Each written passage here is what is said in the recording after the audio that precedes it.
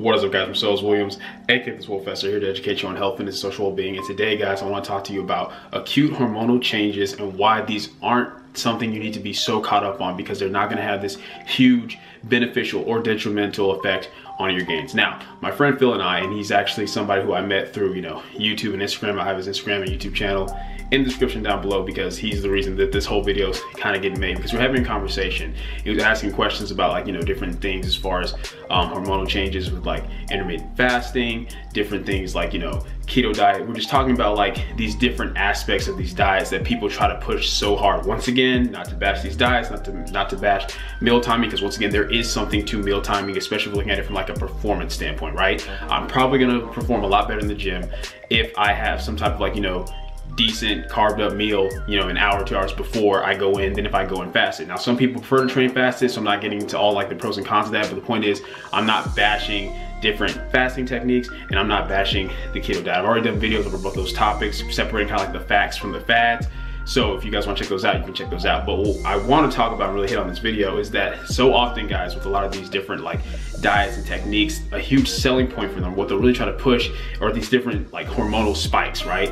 These different oh, this is going to help improve your testosterone to this degree. This is going to help, with your insulin spikes. And it's just really backwards, because one, if you don't have a good understanding of what some of these hormones are actually for, then it's easy to make it seem like this hormone is the end all be all of muscle gains, or to make it seem like it's the devil, the plague, and it's going to completely destroy all of your gains, right? For example, if we're talking about insulin, there are certain people out there who will preach oh, insulin spikes are so bad, and we want to try to avoid them. That's why this diet's great. And even then there's other people who act no, insulin is so great, it helps us with building muscle mass, and it's a normal part of the human body. We need to try to maximize these insulin spikes to maximize our gains. And they're both wrong, because it's an extreme, guys. With your hormones, pretty much everything else in the body, it's all about range. It's all about that balance, that homeostasis.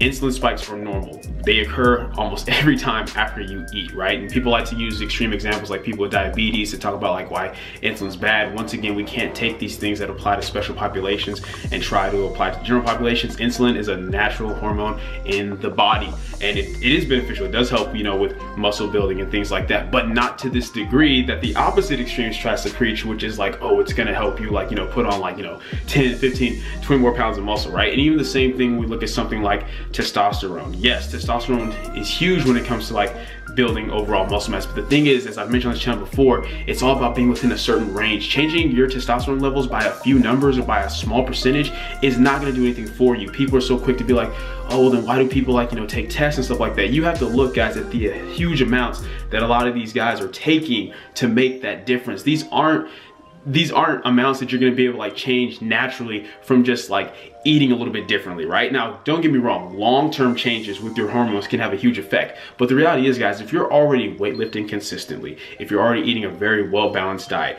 if you're making sure you're getting plenty of sleep, if you have a normal sexual life in terms of you're not somebody who just you're having sex 10, 15, 20 times a day, things like that, right? If you're living a normal, healthy lifestyle, you're pretty much doing everything you already can for the sake of changing your hormones for the long term, because it's all about those little cute things consistently in the long term that make a huge difference. But thinking that you're gonna change your hormones so much just because oh, I do this type of fasting technique, or I'm on this type of diet, if that were the case, guys, and it changed your hormones so much to where it made such a huge difference, then people wouldn't have to push these different techniques so hard. People wouldn't have to push intermittent fasting so hard. They wouldn't have to push these different fad diets so hard, because people would just see the results. People would just be yo, this dude has way more muscle than me. Granted, we're taking the same calories, we're on the same training program, he doesn't have just crazy good genetics compared to myself, but just because he's doing this one technique, it's making a huge difference. But that's just not the case, guys. That's the thing. Oftentimes, guys,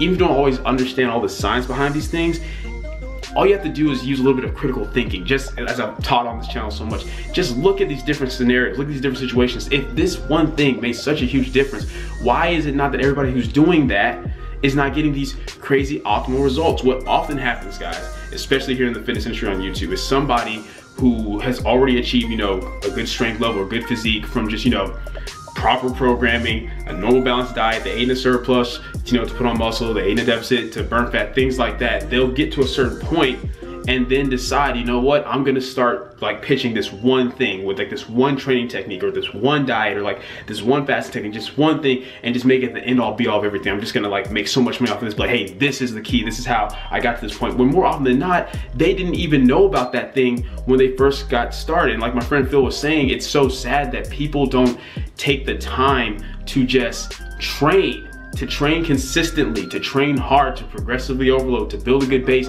and to just have a nice balanced diet, to eat enough. People underestimate how just doing those two things, that's what's gonna give you most of your results. That's what's gonna give you like 90% of your results is simply gonna be from proper training and proper diet, guys. It really is that simple. Like, you guys have to understand, people are constantly in this industry trying to sell you things. The fitness industry is a relatively new industry. It has not been around that long, especially as far as online. It's only been around for a few years. So because of that, almost anybody can sell you anything. If they have abs, they can sell you an idea and you're gonna buy it. Why? Because you don't have the information for yourself. You haven't taken the time to properly research for yourself. And kind of like I was talking about my Instagram story a couple of days ago, oftentimes people deal with paralysis by analysis because they spend so much time trying to read this and read that and figure this out and figure this out. They want to lay everything out perfectly before they just get started. And there's nothing wrong with, obviously I'm all about you guys doing research into things, knowing why you're doing what you're doing, but you still have to start at some point. And a lot of things you're gonna learn along the way as you go. I didn't start my fitness journey with all this knowledge that I have. A lot of it has been built up and accumulated over time, things that I've learned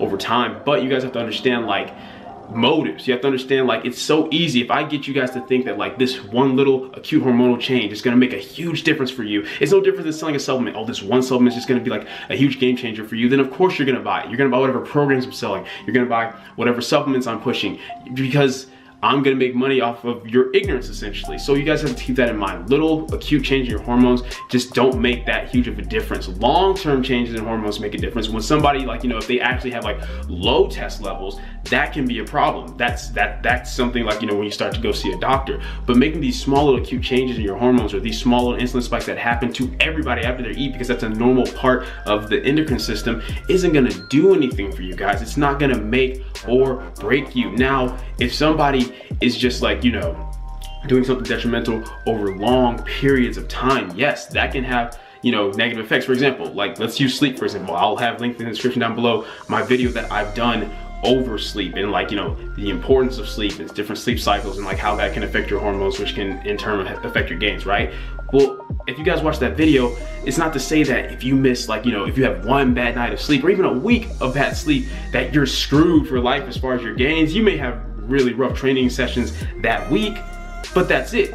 It's like, it would take you having poor nights of sleep for weeks, months, you know, for a long time, just like getting very little sleep before you start really seeing the results of, man, my hormones are screwed, my energy levels are low, my sessions are suffering. But don't get caught up in this mindset of like this one hormone or doing this one little cute change is just gonna make all the difference in the world, because it's simply not, guys. It's just something else in this industry, unfortunately, that is being pushed and sold to you. Once again, diet however you want. If you like keto, go for it. If you like certain meal timing techniques, go for it. Just know why you're doing what you're doing. Know the actual benefits of doing it versus like the fads and the myths that have been pushed and kind of associated with the diet.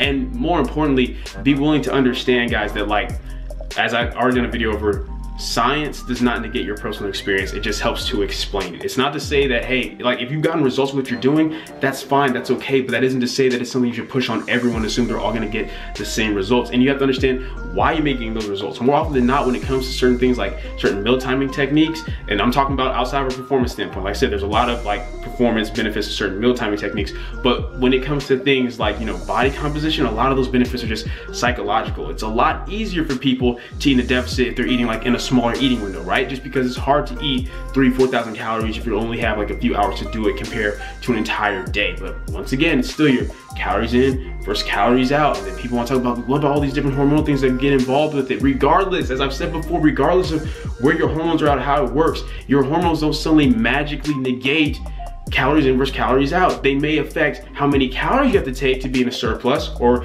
what your maintenance is, or what it is to be in a deficit. But these acute changes are not gonna suddenly make it to be where like, oh, I can eat in a surplus and I'll still burn fat because my hormones are just godlike. It doesn't work that way, guys. It never has. And it probably never will. Like, I won't say for sure it never will. Who knows with like technology, what people are trying to do. But as of right now, if you're really trying to get some extreme benefits from hormonal changes, you're gonna have to get on a lot of illegal substances. Simple as that. These little things that you're doing with your diets and meal timing are not gonna make that huge of an impact. But anyway, I'm getting repetitive at this point. I just want to really hit that home for you guys. I hope you guys enjoyed the video. If you did, go ahead and leave a comment down below. Let me know what you did. If you're not, leave a comment down below. Let me know what I can do to get better. Like the video, share, subscribe. Keep it simple, specific, scientific. I'll catch y'all later.